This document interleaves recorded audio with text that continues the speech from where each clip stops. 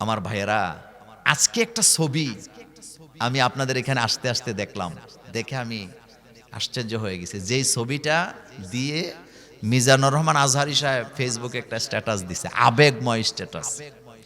সেটা ছিল তারেক জিয়া এবং আমিরে জামাত ডক্টর শফিকুর রহমান সাহেব, তারা গোল টেবিল, মানে একটা টেবিলে একসাথে বসে আছে,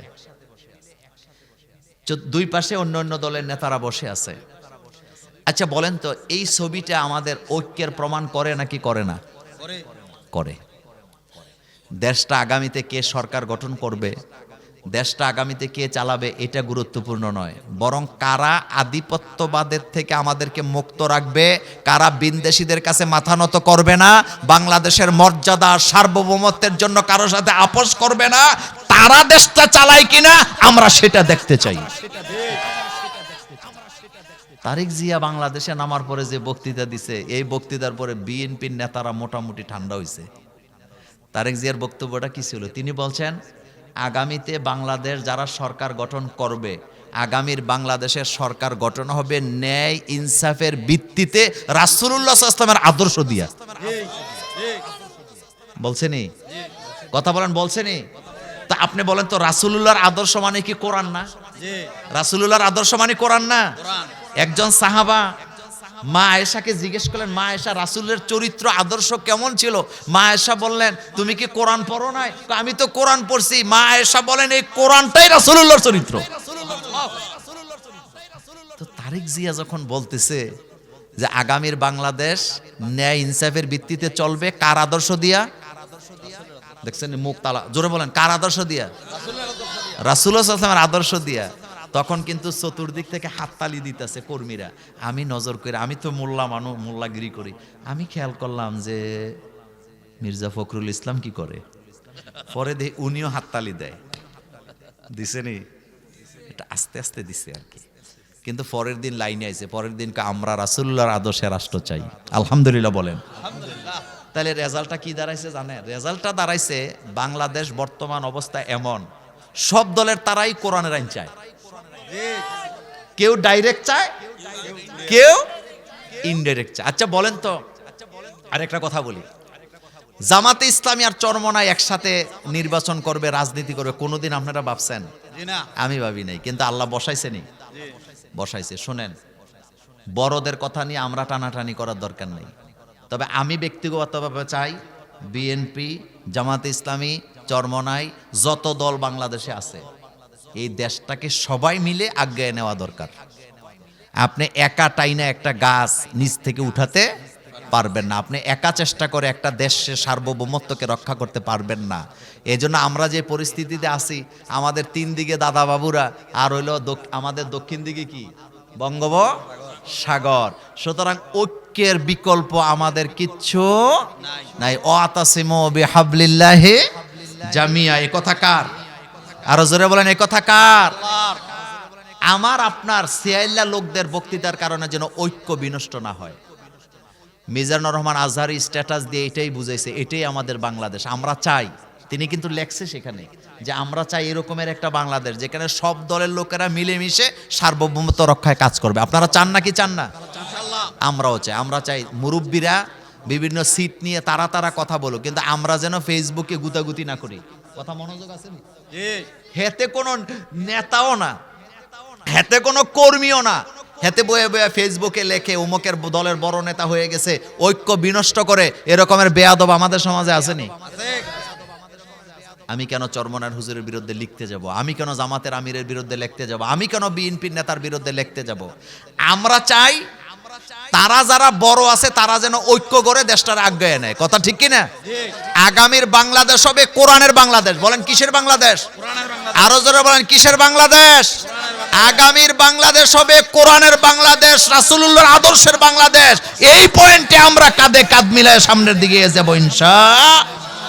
দুই হাত তুলে আমার আল্লাহকে দেখায় দেন।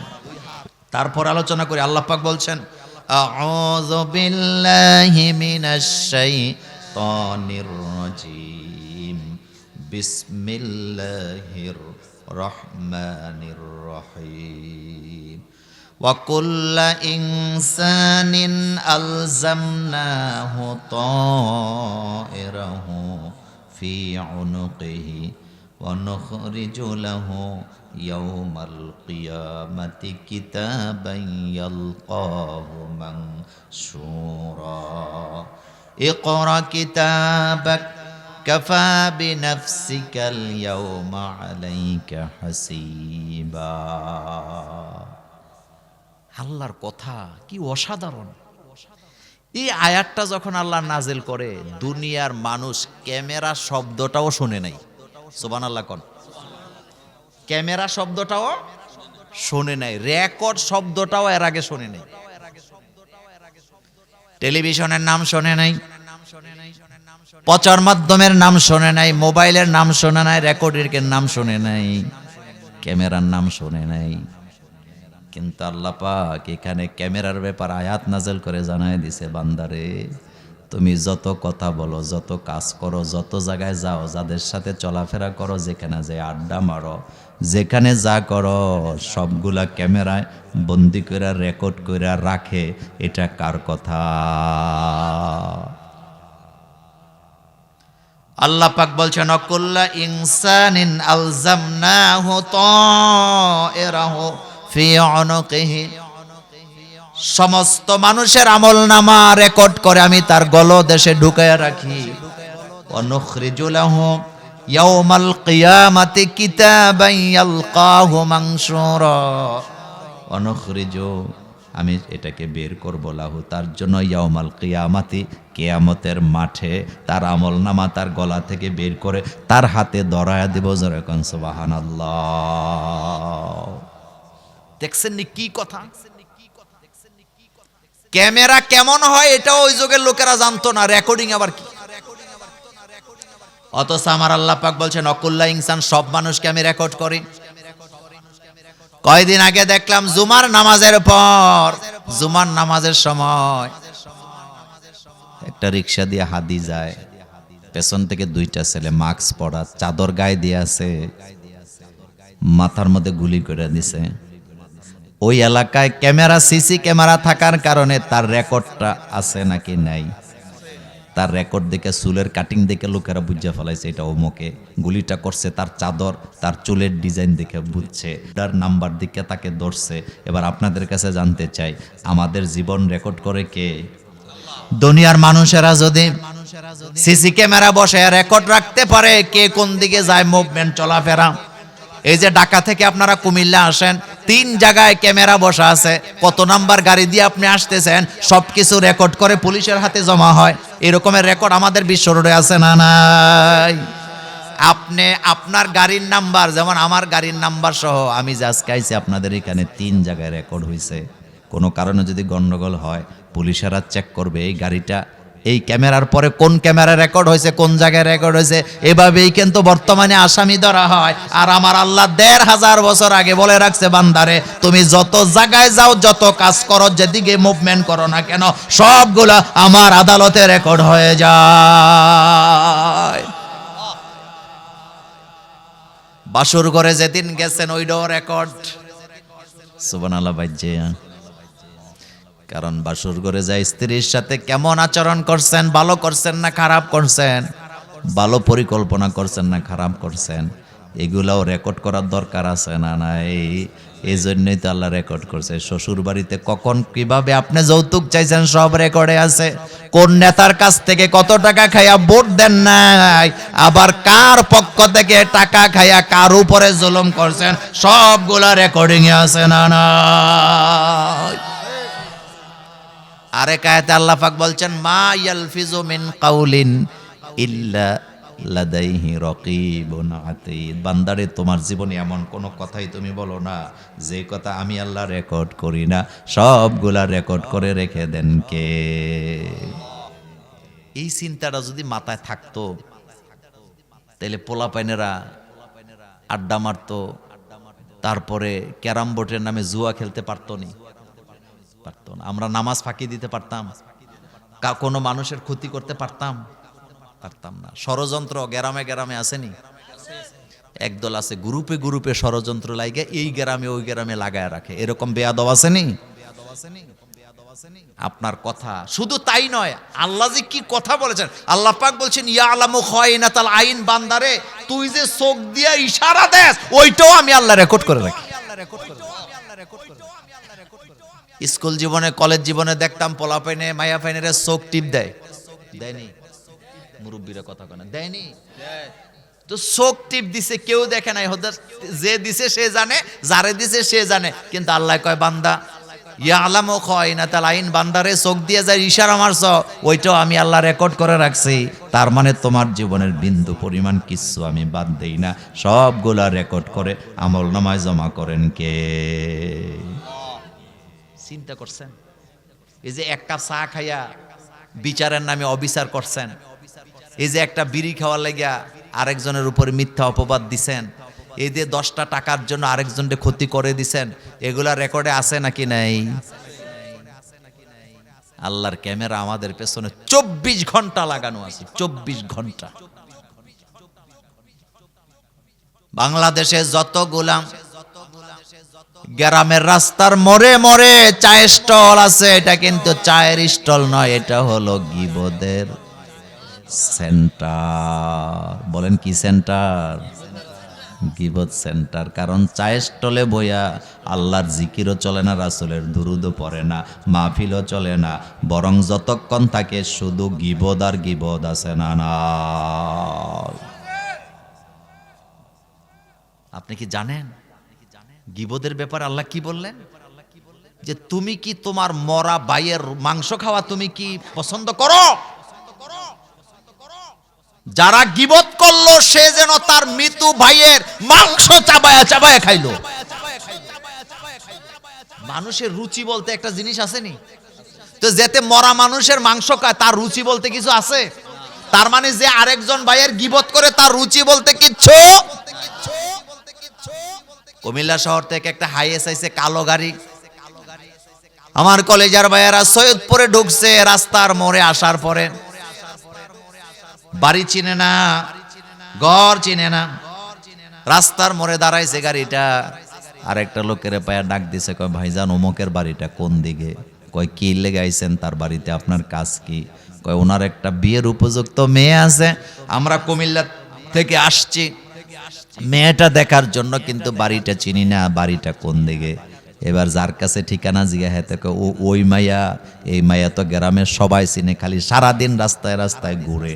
আচ্ছা ঠিক আছে যান, সামনে যাইয়া বামে যাবেন, বাড়িটা পাইয়া যাবেন, আপনাদের ব্যাপার, আপনারা আইছেন যান, আমি কোনো মন্দসারি বলতে চাই না। এরকম ভালো মানুষ আমাদের সৈয়দপুর 2-1 নাই। তো তোরে তো বাড়ি এনা জিগাইছে, তোরে কি জিগাইছিনি মাইয়া কেমন? তো তুই এই কথা বললি কেন?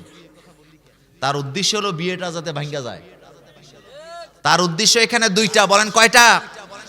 1 নাম্বার উদ্দেশ্য হলো বিয়েটা যাতে ভাঙ্গা যায়, 2 নাম্বার উদ্দেশ্য হলো অমুকের মাইয়াটা যেন ভালো জায়গায় বিয়া না হয়। এই ভূমিকা সে নেই, বেয়াদব, চরম বেয়াদবতে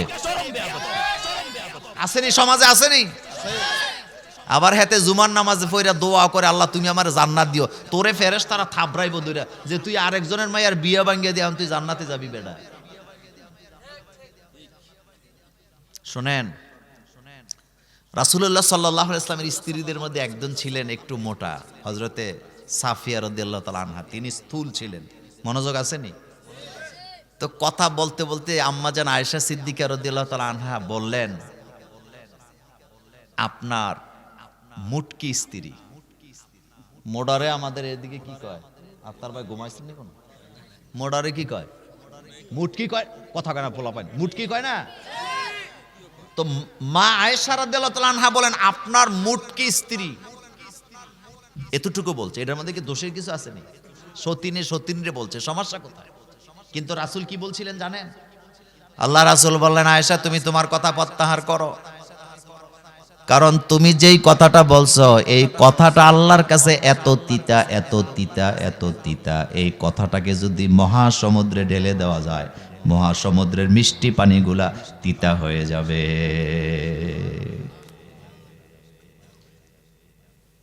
রাসূলের কাছে একটা মেয়ের ব্যাপারে জানতে আইছে ছেলের বাবা। যে রাসূল উমুকের মেয়ের জন্য আমার ছেলে বিয়ের প্রস্তাব চলছে, আর রাসূল আপনি বলেন তো মেয়েটা কেমন? রাসূল বলেন খুবই ভালো, মেয়ে চরিত্রবান, মেয়ে আবেদা সলেহা। মনোযোগ আছে নি? তো রাসূল সাল্লাল্লাহু আলাইহি ওয়াসাল্লাম যে মেয়েরে ভালোবাসছে বলছে এই মেয়ে বিয়ে কি ভাঙবে? লোকটা চলে গেছে। মা আয়েশা কয় রাসূল মেয়েটা তো টেরা। মেয়েটা কি টেরা? বুঝেননি আপনারা? টেরা মানে কি? একটা দেড় আর কি, মানে হ্যাঁ আমাদের দেশে এডিরে কয় দেড় ব্যাটারি। কয় ব্যাটারি? এগুলি বলা জায়েজ নাই। তারে বানাইছে কে? আল্লাহ। এবার শোনেন, এটুকুই তো বলছে মা আয়েশা, এটুকুই বলছে যে রাসূল আপনি তারে ভালো বলেন, সে তো টেরা। নবীজি বললেন আয়েশা টেরা হওয়া দোষের কিছু নয়, তাকে আল্লাহ পছন্দ করে টেরা বানাইছে। রাসূলুল্লাহ চায় একজনের মেয়ের বিয়ে হয়ে যাক, হোক মেয়েটা টেরা। আর আমার দেশে কিছু পান্ডা আছে, এগুলা খুচি বলে, কি বলে খুঁত লাগায়, কথা কন না কেন, কি লাগায়? এই রকমের খুঁট লাগাই না ফেরেশতা আমাদের সৈয়দপুর গ্রামে দুই একজন নাই। তো তুমি যে খুঁট লাগাইছ, তোমার এটা রেকর্ড করে রাখছে কে? আরো জোরে বলেন কে? আল্লাহ। এই কথাটি আল্লাহ পাক বলছেন কুল্লা ইনসানিন আলজামনাহু তায়রাহু ফি উনকিহি ওয়া নুখরিজু লাহু ইয়াউমাল কিয়ামাতি কিতাবান ইয়ালকাহু মানশুরা। বান্দারে এমন কোনো কথা নাই, এমন কোনো কাজ নাই যেটা আমি তোরে রেকর্ড করে রাখি নাই। ফজরের নামাজে কারা কারা কষ্ট কইরা ওযু কইরা শীতের কাপড় জড়াইয়া কাঁপতে কাঁপতে মসজিদে গেছেন, এই দৃশ্যটাও আমার আল্লাহর আমল নামায় রেকর্ড করে রাখে। শীতকালকে রাসূল বলছে মুমিনের জন্য বসন্তকাল। সুবহানাল্লাহ পড়েন। মনোযোগ আছে? রাসূল বলছে শীতকাল হলো মুমিনের জন্য বসন্তকাল। বসন্তকালে যেমন চতুর্দিকে ফুলে ফলে ভরা যায়, শীতকালেও মুমিনদের আমল নামা আমলে নেকে ভর্তি হয়ে যায়। এবার রাসূল উপমা দিতেছে। রাসূল বললেন শীতকালে দিন ছোট, রাত বড়। তো দিন যেহেতু ছোট, তোমরা নফল রোজা প্রতিদিন রাখো, কষ্ট হবে না। সুবহানাল্লাহ কোন। মনোযোগ আছে নি? শীতকালে রোজা কোনো কষ্ট আছে? তো রাসূল বললেন শীতকালে দিন হয় ছোট, নফল রোজা বেশি বেশি করে রাখো, তোমার কোনো কষ্ট হবে না। আর রাত হয় বড়, এশার নামাজের পরে ইচ্ছা মতো ঘুমাবা, ফজরের টাইম হয় না, তাহাজ্জুদ পড়তে পারবা। কারণ শীতকালে রাত্র এত বড় হয়, আল্লাহর বান্দারা এশার নামাজ পড়া ইচ্ছা মতো ঘুমায়া এরপরে তাহাজ্জুদ পড়ে, এরপরও ফজরের আজান হয় না। আল্লাহু আকবার। এটা রাসূলুল্লাহর কথা। কার কথা? তো এই যে কাঁপতে কাঁপতে আপনি মসজিদে গেছেন, এটা দেখছে কে? আল্লাহ। আল্লাহ কয় ফেরেশতারা দেখ আমার বান্দা এই যে শীতকালে কষ্ট করে মসজিদে যাচ্ছে, এখানে তো কিবির বলতে কিছু নাই, লোক দেখানো কিছু নাই, কারণ বান্দা তো ইচ্ছা করলে ঘুমায় থাকতে পারতো। এত কষ্ট করে মসজিদে যায়, আমার বান্দাকে আমি মাফ করে দিলাম। আল্লাহু আকবার। তাহলে আমাদের জীবনের সবকিছু রেকর্ড করেন কে? জোরে বলেন কে করেন? আমার কলেজার ভাইয়েরা, আল্লাহ পাক আরেক জায়গায় বলছেন ফামাইয়া আমাল মিসকালা যাররাতিন খায়রান ইয়ারা ফামাইয়া আমাল মিসকালা যাররাতিন শাররান ইয়ারা। আপনি যদি ভালো করেন ভালো কাজ, এটা যদি যারা পরিমাণ হয়, এটাও রেকর্ডে আছে না না? আল্লাহর কথা দেখেন, আল্লাহ বলে বান্দা তুমি যদি ভালো করো যারা পরিমাণ, এটাও আমি সংরক্ষণ করে রাখি। তুমি যদি খারাপ করো যারা পরিমাণ, সেটাও আমি রেকর্ড করে রেখে দেই। এই কথাটা আল্লাহ পাক বলছেন মা ইয়ালফিজু মিন কাউলিন ইল্লা লাদাইহি রাকিবুন আতীদ। এই কথাটা আল্লাহ পাক বলছেন কুল্লা ইনসানিন আলজামনাহু তায়রাহু ফি উনুকিহি ওয়া নুখরিজু লাহু ইয়াউমাল কিয়ামাতি কিতাবাই ইয়ালকাহু মানশুরা। আমার কলেজার ভাইয়েরা, ভালো মানুষের জন্য ভালো মানুষ কান্না করে, খারাপ মানুষের জন্য খারাপ মানুষ কিন্তু কান্না করে না। ভালো মানুষের জন্য দোয়া হয়, কিন্তু খারাপ মানুষে কেউ মনে রাখে না। ভালো মানুষের নাম চিরদিন মানুষের জবানে জবানে আছে না না?